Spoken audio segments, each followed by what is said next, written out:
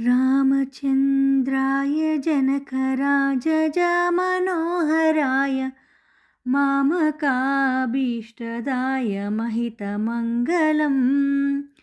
रामचन्द्राय जनकराजमनोहराय मामकाभीष्टदाय महितमङ्गलम्।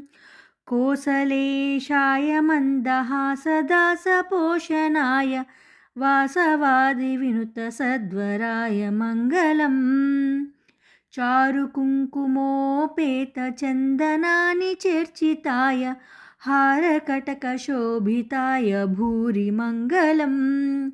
ललितरत्नकुण्डलाय तुलसीवनमालिकाय जलजसदृशदेहाय चारुमङ्गलम्।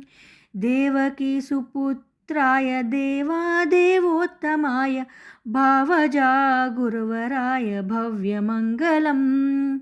पुण्डरीकाक्षाय पूर्णचन्द्रवदनाय अण्डजावाहनाय अतुलमङ्गलम्। विमलरूपाय विविधवेदान्तवेदाय सुमुखचित्तकामिताय शुभमङ्गलम्। शुभदमङ्गलम् शुभदमङ्गलम्।